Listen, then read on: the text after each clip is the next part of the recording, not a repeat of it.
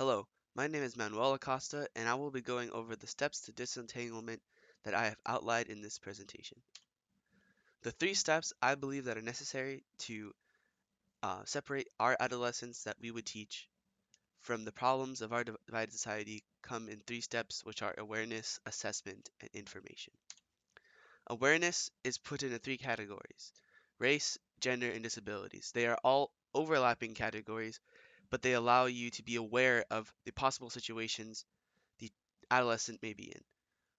When it comes to race, we all watched the video with Cameron where she talks about how in her school she found it very disconcerting that all of the students that were um, of color were told that if they didn't have good grades, it didn't matter because they could do better in schools, and she didn't like the representation that gives.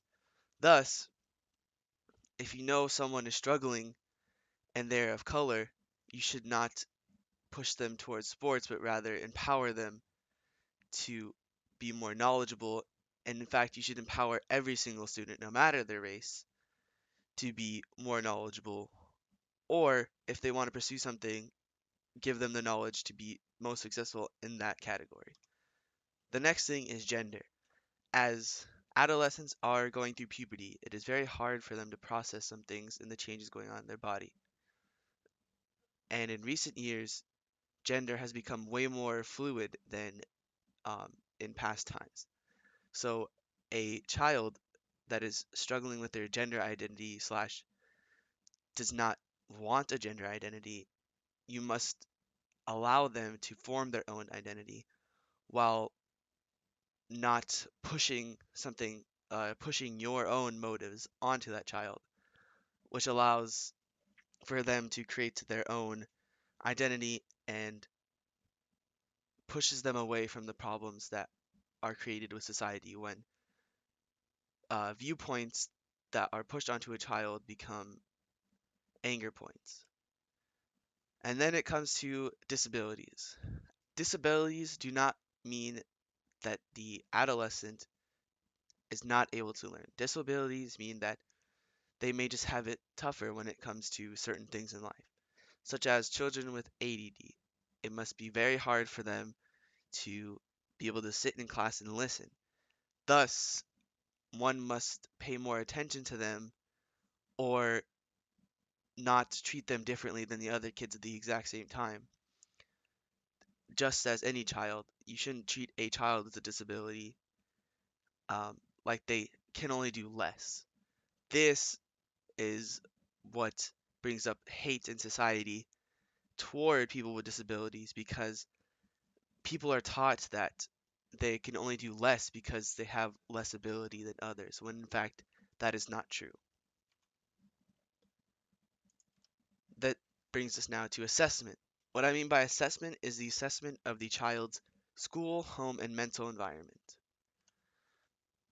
What I mean by school environment is what is the school you're teaching at's environment when it comes to, are they mostly Christian?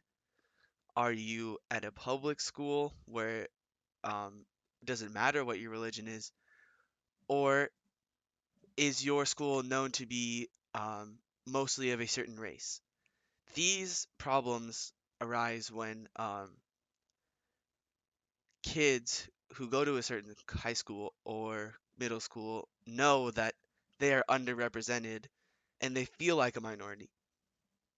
This is what you should strive to allow them to feel safe, even if they are a minority in reality, because no one should not feel safe at school. And when it comes to home environment, this is when listening comes into play because one cannot know about a child or adolescent's home environment unless you listen to them. And that may be very difficult because they may have a very difficult home life, they may have a very good home life. And that also comes into play when you want to give them advice about something because if you know this child comes from a strict family, strict as in their viewpoints on certain policies or their viewpoints on certain races, it may just be better to not interfere because that may cause problems at home, which may also in turn affect the child. But you should always push them to be their best selves in whatever environment they want to be in. Another environment is the mental environment. This is their headspace basically. By that is like the video about all the children who were immigrants, but they didn't know that they were illegal immigrants. That right there, someone very, very much so, because when you find out that you're not an actual citizen and you don't know what to do, that is a complete shock. And so stuff like that and like depression being so in adolescence, one must take very much into consideration that a mental state may be very unstable, so more cautious advice or maybe a stronger like connection should be formed to help the child. And all three of those environments do come together to form the child's learning capabilities. Not learning capabilities, but their sphere of learning. All three of them combine, and they're all three places where they get information from. The school is what they're taught about history, math, science. The home is what they're taught about how to act, how to behave. And the mental is how they take that and process it and put it into their own being. So these are very important when it comes to your own assessment of the child and what needs they may need in their teaching process that you give to them. Now, information, I believe, is what, after the first two steps, allows you to help the child in any obstacle they need. That is, when we talk about when we watch the video about the single story, how close minded some people can be. You must enlighten the adolescent or child so that they know more than enough so they can overcome their obstacle, so that now they can complete their story and have an entire view rather than just one. Thank you for listening to my presentation. I hope you enjoyed. Have a good day.